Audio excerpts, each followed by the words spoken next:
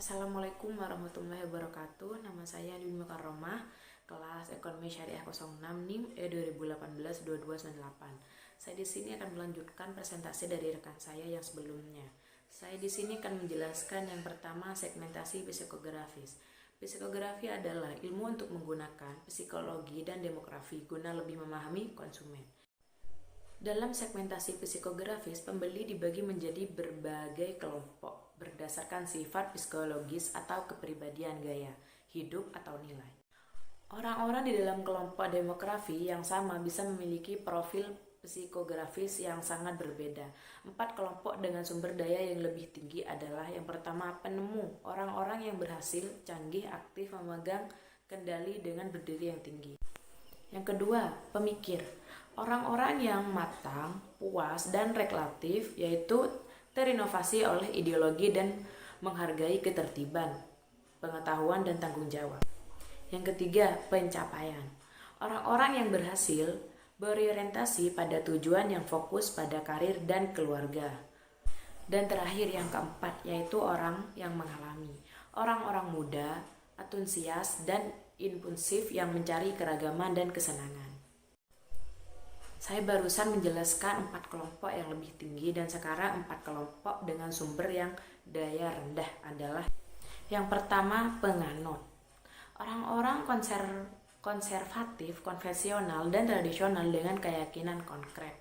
Yang kedua, kerja keras, orang-orang yang trendy dan suka bersenang-senang dengan sumber daya terbiasa. Yang ketiga, pembuat, orang-orang yang praktis, rendah hati, mandiri, yang suka bekerja dengan tangan mereka. Dan yang terakhir, yang keempat, yaitu bertahan hidup, orang-orang tua dan pasif yang mengkhawatirkan perubahan.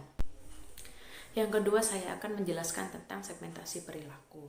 Segmentasi perilaku, dalam segmen perilaku, pemasar membagi pembeli menjadi beberapa kelompok berdasarkan pengetahuan, sikap, penggunaan, atau respon terhadap sebuah produk. Manfaat, tidak semua orang yang membeli produk menginginkan manfaat yang sama dari sebuah produk.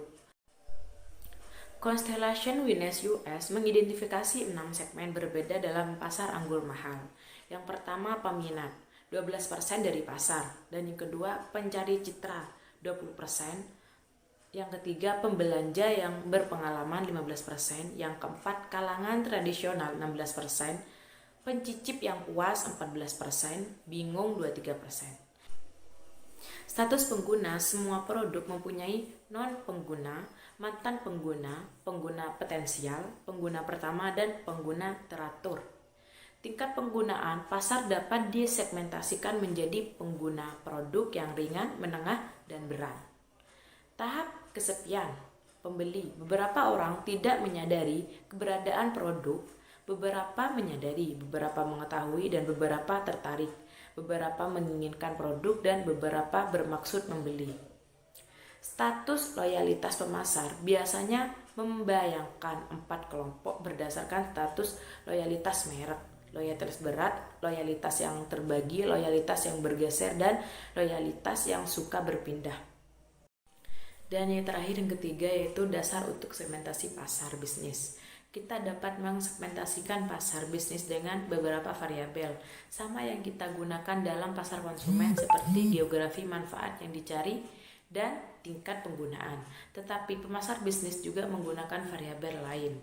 Tabel memuat pertanyaan utama yang harus diajukan pemasar bisnis dalam menentukan segmen dan pelanggan mana yang harus dilayani dalam industri sasaran dan ukuran pelanggan tertentu. Selanjutnya, perusahaan dapat mensegmentasikan lebih jauh lagi berdasarkan kriteria pembelian. Misalnya, laboratorium pemerintah memerlukan harga murah dan kontrak jasa untuk peralatan ilmiah. Pemasar bisnis biasanya mengidentifikasikan segmen melalui proses yang berurutan. Pertama, yaitu perusahaan melakukan segmentasi makro. Perusahaan melihat pasar pengguna akhir mana yang akan dilayani, mobil, residensial, atau kemasan minuman. Tahap kedua yaitu terdiri dari segmentasi mikro. Perusahaan membedakan pembeli, pelanggan, dan pelayanan tinggi. Perusahaan memutuskan untuk berkonsentrasi pada segmen pasar yang dimotivasi oleh pelayan. Sekian, terima kasih atas presentasi saya sebelumnya. Mohon maaf jika ada tutur kata yang salah. Wassalamualaikum warahmatullahi wabarakatuh.